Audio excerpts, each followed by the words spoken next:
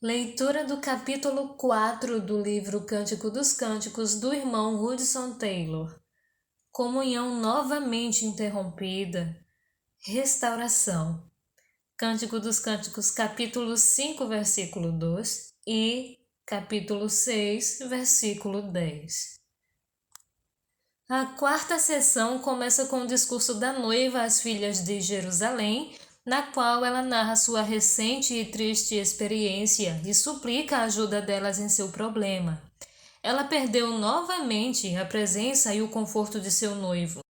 Porém, desta vez isso não se deu por causa de uma recaída à vida mundana, mas em razão de comodismo e preguiça. Não nos é dito sobre os passos que a levaram ao fracasso, sobre como seu ego encontrou novamente lugar em seu coração. Talvez a causa que tenha levado à separação tenha sido o orgulho espiritual quanto às realizações para as quais a graça a capacitou, ou muito provavelmente uma apreciação especial pela bênção que ela recebeu e não pelo abençoador.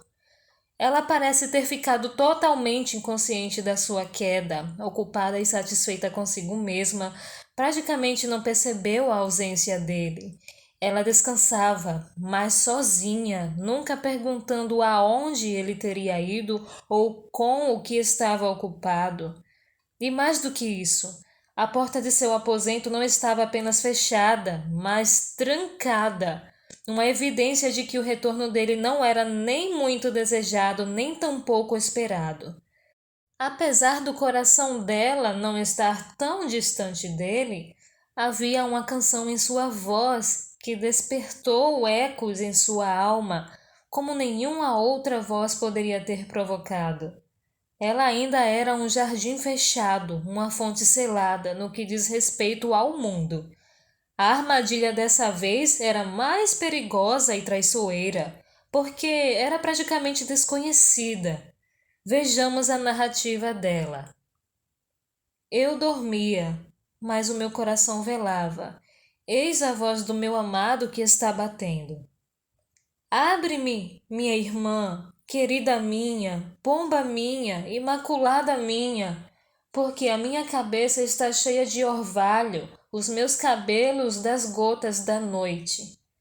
Quão frequentemente a posição do noivo é a de um pretendente que bate do lado de fora, como em sua epístola à igreja em Laodiceia. Eis que estou à porta e bato. Se alguém ouvir a minha voz e abrir a porta, entrarei em sua casa e cearei com ele e ele comigo. É triste que ele estivesse do lado de fora de uma porta fechada, que ele tivesse de bater, porém mais triste ainda, que ele batesse e batesse em vão a porta de qualquer coração que já tivesse um dia se tornado seu. Nesse caso, não é a posição da noiva que está errada. Se o fosse, sua palavra, como antes, seria: abre-me, minha irmã, querida minha. Foi a condição dela de satisfação consigo mesma e comodismo que fechou a porta. Muito tocantes são as palavras dele. Abre-me, minha irmã. Ele é o primogênito entre muitos irmãos. Minha querida, o objeto de devoção do meu coração. Minha pomba, aquela que foi adornada com muitos dons e graças do Espírito Santo. Minha imaculada, limpa, renovada e purificada para mim. E ele a apressa a abrir por causa de sua condição. Porque a minha cabeça está cheia de orvalho, os meus cabelos das gotas da noite. Por que a sua cabeça está cheia de orvalho? Porque o seu coração é um coração de pastor. Há aqueles a quem o Pai deu a ele e que estão errantes nas escuras montanhas do pecado. Muitos, quantos, nunca ouviram a voz do pastor, muito também que já estiveram no aprisco, mas se afastaram errantes para bem longe de seu refúgio.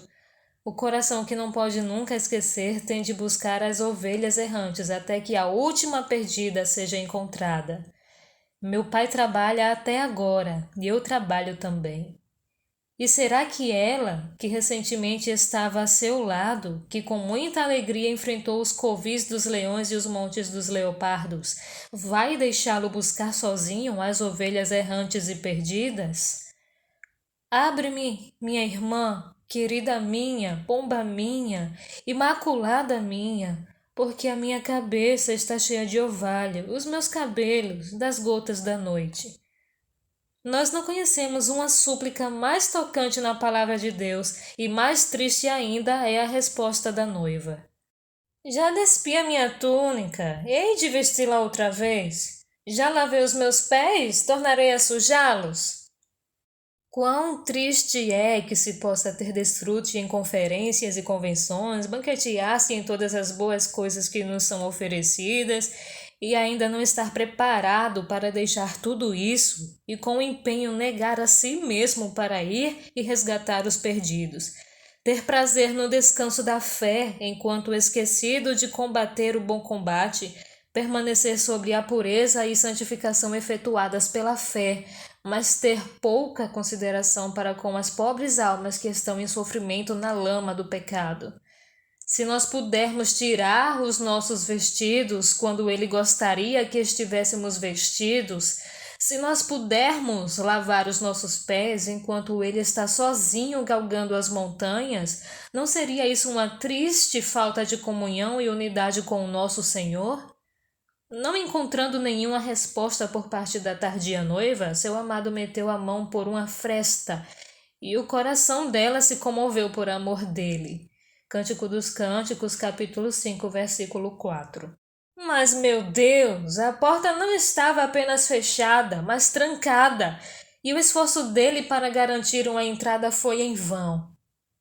Levantei-me para abrir ao meu amado, as minhas mãos destilavam mirra e os meus dedos mirra preciosa sobre a maçaneta do ferrolho. Abri ao meu amado, mas já ele se retirara e tinha ido embora. A minha alma se derreteu quando antes ele me falou.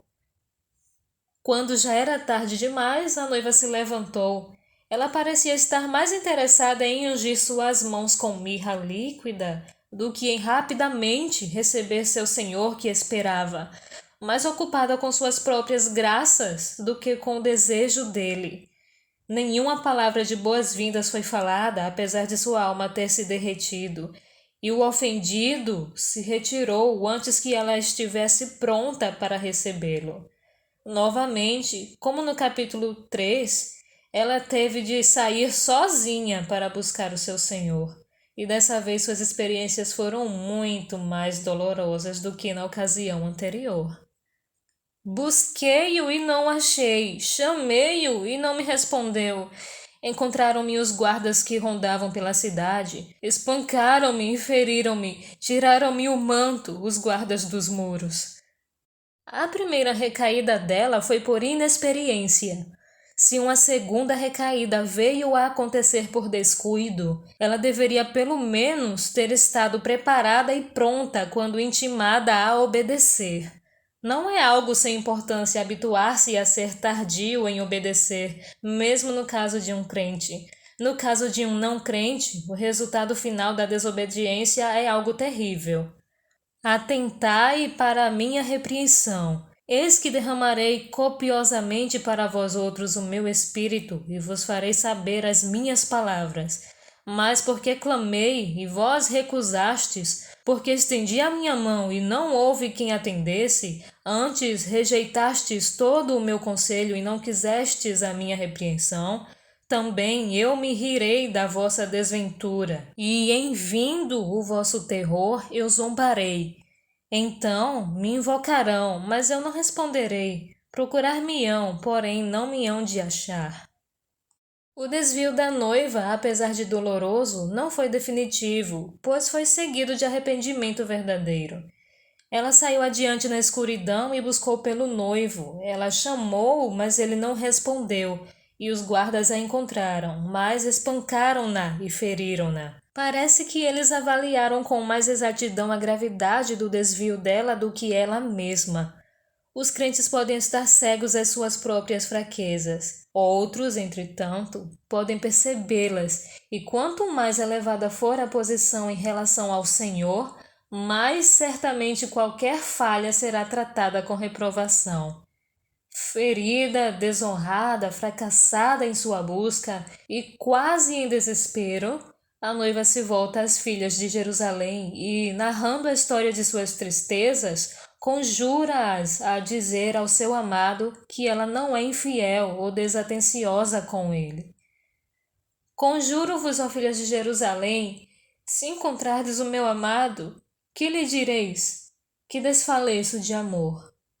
A resposta das filhas de Jerusalém mostra claramente que a noiva sofrida, vagando na escuridão, não é reconhecida como a noiva do rei, apesar de sua beleza pessoal não passar desapercebida. Quem é o teu amado mais do que outro amado, ó tu, a mais formosa entre as mulheres? Quem é o teu amado mais do que outro amado que tanto nos conjuras? Essa questão de que o amado dela não seria melhor do que qualquer outro moveu-a no mais profundo de sua alma, e esquecendo de si mesma, ela derramou na plenitude de seu coração uma descrição da glória e da beleza de seu Senhor, capaz de arrebatar as almas. O meu amado é alvo e rosado, o mais distinguido entre 10.000. Veja os versículos 10 a 16, concluindo com: o seu falar é muitíssimo doce. Sim, ele é totalmente desejável. Tal é o meu amado, tal o meu esposo, ó filhas de Jerusalém.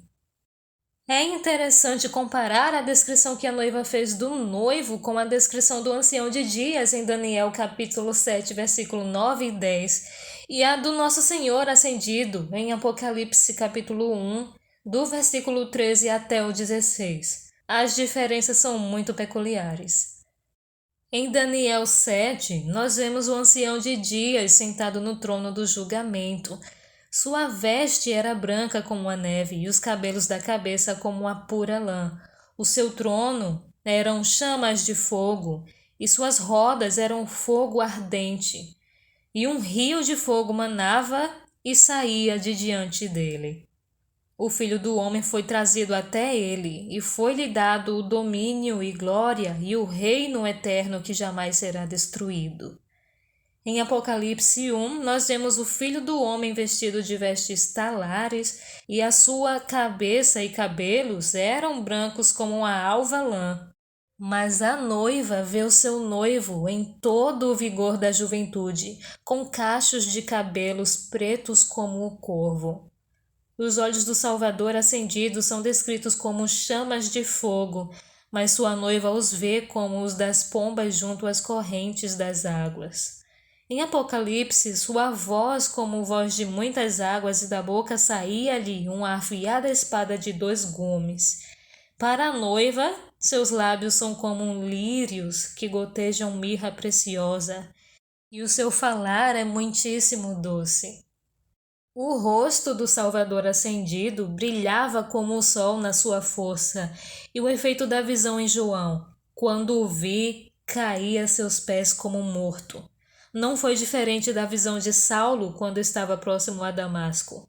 Mas para a sua noiva, o seu aspecto é como o Líbano, esbelto como os cedros. O leão da tribo de Judá é para sua própria noiva o rei de amor. E com o coração repleto e a face radiante, ela fala de suas belezas de tal maneira que as filhas de Jerusalém são capturadas por um forte desejo de buscá-lo com ela, para que elas também possam ver sua beleza. Para onde foi o teu amado, ó mais formosa entre as mulheres? Que rumo tomou o teu amado? E o buscaremos contigo. A noiva responde: o meu amado desceu ao seu jardim, aos canteiros de bálsamo, para pastorear nos jardins e para colher os lírios. Eu sou do meu amado, e o meu amado é meu. Ele pastoreia entre os lírios.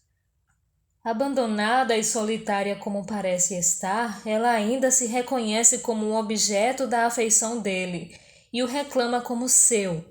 Esta expressão, eu sou do meu amado e o meu amado é meu, é semelhante à encontrada no 2º capítulo.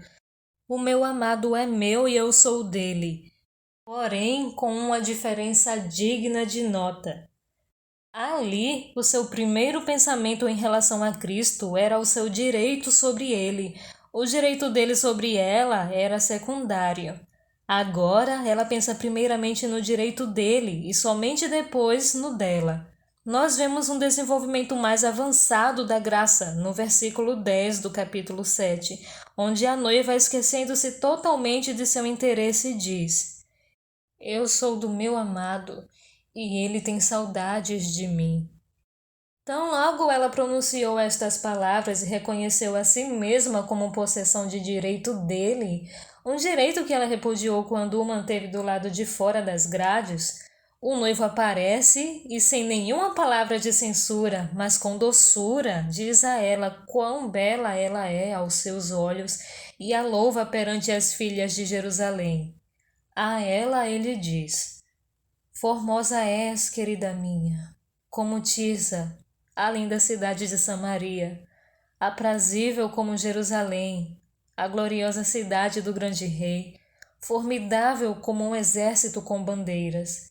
Desvia de mim os olhos, porque eles me perturbam. Veja os versículos 4 a 7, acréscimo adicionado. Então, voltando-se às filhas de Jerusalém, ele exclama: 60 são as rainhas, 80 as concubinas e as virgens sem número. Mas uma só é a minha pomba, a minha imaculada, de sua mãe, a única, a predileta daquela que a deu à luz. Viram-na as donzelas e lhe chamaram ditosa. Viram-na as rainhas e as concubinas e a louvaram. Quem é esta que aparece como a alva do dia, formosa como a lua, pura como o sol, formidável como um exército com bandeiras? Assim, a sessão termina com a comunhão totalmente restaurada. A noiva está novamente em sua posição e publicamente reconhecida pelo noivo como sua amiga e companheira inigualável. A dolorosa experiência pela qual a noiva passou foi compensada com duradouro bem. E não temos mais indicação de interrupção em sua comunhão, mas nas sessões que se seguem, somente alegria e muitos frutos.